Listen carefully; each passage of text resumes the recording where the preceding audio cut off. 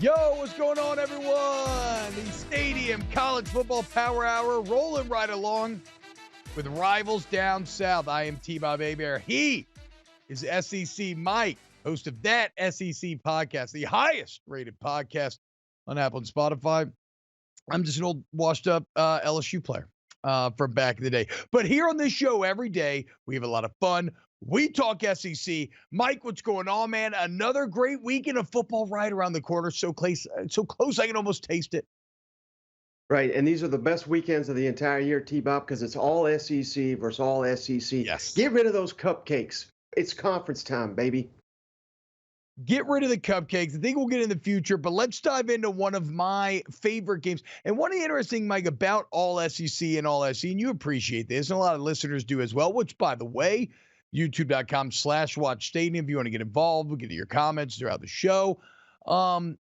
Is that like a lot of these games take on a life of their own, and you probably don't even realize outside looking in just how much that game means to the fan bases involved. I think a prime example of this is Auburn LSU. Now, sure, the casual football fan may watch Auburn LSU just because they enjoy football, but they may not realize just the legendary moments or how deep a series like this goes. And former Auburn linebacker Takeo Spikes, who's now a member of the SC Network, is calling for Auburn to pull off the upset. Now, of course, the Plainsmen had Georgia on the ropes in Jaden Daniels. And, you know, although the Auburn offense hasn't been great this year, in fact, they leave quite a bit to be desired, the LSU defense is awful. Like, it doesn't matter. The LSU, just full stop, the LSU defense is awful. Mike, what do you think? I want us to try to craft a pathway. How do you feel Auburn could potentially pull off an upset Saturday in Death Valley? Well, Hugh Freeze, he's a sneaky, sneaky man. And we saw them, what they were able to scheme up against Georgia's defense, had us all kind of questioning how elite Georgia really is. Auburn's had 2 weeks to prepare for this game, and they've been rotating quarterbacks in and out. Robbie Ashford, Peyton Thorne. I think we see a heavy dose of Robbie Ashford. It's been the other way, but after 2 weeks to prepare, Hugh Freeze kind of taking more of the play-calling duties on the Plains. I think LSU's defense, which has already been a trade wreck, I think they could have their hands full. And you obviously got to shorten the game, too, because you want to limit the possessions that Jaden Daniels has for LSU's offense. Yeah, I mean, Hugh Freeze, like everybody else, saying, I don't think you can stop Jaden Daniels. There's just too many weapons around him. He's just too good. And we'll talk more about Jaden and his Heisman chances in a minute. Here's what I think the path looks like. So I was diving into some Auburn film, and in my opinion, this is clearly the best offensive line and defensive line that LSU has played since Florida State, right? I think that Auburn is far better in the trenches than is Ole Miss, Arkansas, and Mizzou. And so perhaps this LSU offensive line, which I think should be one of the key candidates for the Joe Moorhead Award, like I think it's the best LSU line in a decade, maybe they aren't as dominant as they've looked the last few weeks, and maybe Auburn gives them trouble.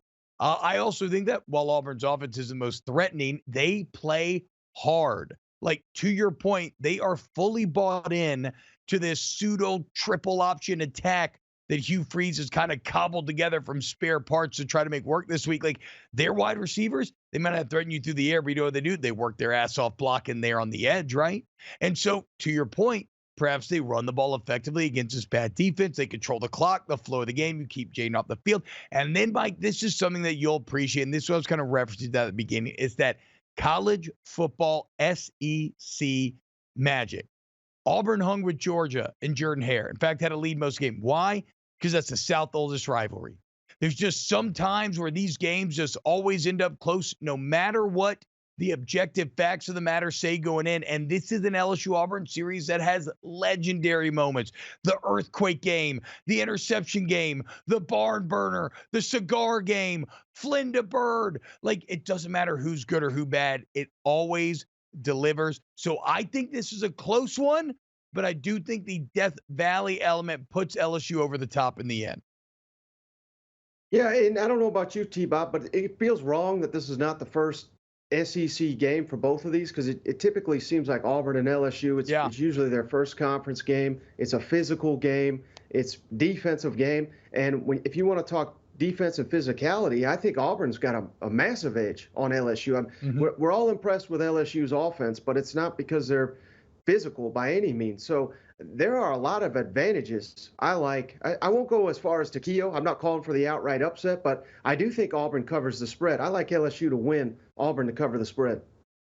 Yeah, I've been saying it for past couple days now. I'm staying away from this game. It's too much unknown. LSU's defense is too inconsistent, right? They're too volatile to trust in this regard. And the bye week is the added extra element in the sauce, like you mentioned, with Hugh Freeze and all that game planning expertise. Now I want to highlight Jaden Daniels, though, Mike. Here is a cat who is currently first in the nation in total yards. He's second in touchdowns accounted for. He's just playing incredible. He is having a New York City season, but LSU has 2 losses, and they have 2 losses because of this bad defense. Mike, what do you think? Is this defense ultimately going to stop JD5 from reaching New York City at the end of the year? Will it? Yes. Should it? No. Don't get me started on Heisman. I mean, Peyton Manning should have won that award, what was it, 1997. So, yeah, I've been upset with the Heisman and the way they run it for the better part of 20, 25 years here. I don't think they give it to the most valuable player. They give it to usually the best player on the best team, and clearly that's not going to be LSU. So I don't think there's any chance he wins it. But again, I'm not saying I believe that should be the case. He should be a finalist. He may be even the front runner in my mind. Well, and it's like you look at this graphic that we have here on the screen, right? And you see some bad defenses among the bunch. 2018, Kyler Murray, 101st ranked defense in the country. Caleb Williams last year with that bad USC defense, 94th. You look at Lamar Jackson, a team that didn't have great winning success. And so I would say this. You can overcome a bad defense if you still get the wins, a la Oklahoma with Murray and USC last year with Caleb. And you can overcome a lack of wins if you're a statistical outlier. If you think about somebody like RG3 or Johnny Manziel or even 3-loss Tim Tebow when he won it at Florida in the mid-2000s, the problem is Jaden Daniels is incredible, but he's not actually a statistical outlier this year. You have Michael Penix Jr., who is just tearing it up. You have Caleb Williams, who remains the most statistically impressive quarterback in the country. You have Bo Nix at Oregon. I can't wait to watch Penix and Nix this weekend. So the point is, as good as Daniels has been, ultimately, this LSU team's going to have to win. Tell me if you agree with this. If LSU beats Alabama and wins the West, I think he'll go to New York. If they win the SEC, I think he'd have a very good chance of winning it all. If he does neither, it's a great year, but I don't think he goes anywhere. Yeah, you took the words right out of my mouth. He needs that Heisman moment. And as great as he was against Missouri and Mississippi State, that ain't getting you any award ceremony. It's got to come in Tuscaloosa like a Joe Burrow. It's got to come again. And even if he beats Alabama, which I think is very reasonable because, of course, I've been waving the flag for Alabama's overrated. Who's not overrated is Georgia. So, yeah, it's going to come in Atlanta in the SEC championship. It's an uphill climb to even get there. It's an even tougher task to beat the 2-time national champions. If he does it, yeah, I don't have a vote. They'll never give someone like me a vote. But if I had one, I'd give it to Jaden Daniels. Give SEC Mike a vote. I don't have a vote either, so it doesn't really matter. They just were too cool, dude. So we know the SEC. It's what we do here, Rivals Down South. And we all know that in the SEC, what does it mean? It means more. And so in keeping with that, there's nothing that we love to do more than fire coaches for disappointing us and losing on Saturday. And right now, you got a trio on the hot seat. You got Sam Pittman at Arkansas, Jimbo Fisher in the massive buyout, and then Billy Napier, who just can't seem to get anything going at Florida. Mike, out of these 3, who do you believe is most threatened right now by potential loss of a job? Well, I think the answer is Sam Pittman, but I don't think it should be. I think Sam Pittman's a CEO type coach. He's dependent on his coordinators. When you come in and replace both coordinators, you got to expect a little bit of a downturn, and they could still have a 8-win season if they win out. 7, I think, is more realistic. But the guy, it should be T-Bob, and we all know it. I've been saying it. You should have fired him already. and that's Jimbo Fisher. And the only reason he's not the slam dunk answer is that massive buyout. He's a joke. He's a clown. They'll never win anything as long as Jimbo Fisher is there in College Station. And Billy Napier, you lose on Saturday to South Carolina. I'm willing to throw you into this boat too. I mean, come on. Unless they get enough sleep, you know, I mean, maybe they'll beat South Carolina if they get their 9 hours this week.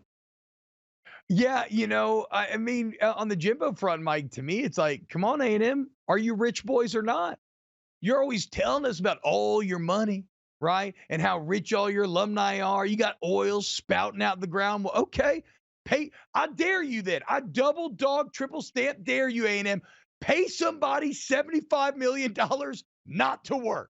Or are you just sad little broke boys that can't afford it? Okay. Pay that man $75 million not to work. That sounds absurd. And it is absurd, but that's college football. That's the SEC. That's just meaning more. As far as Pittman goes, Mike, like, okay, Jimbo, if that happens, that's going to be a postseason thing, right? Napier, I think Napier's safe. We get into that in a second. On the Pittman front, do you think this could potentially happen Sunday even?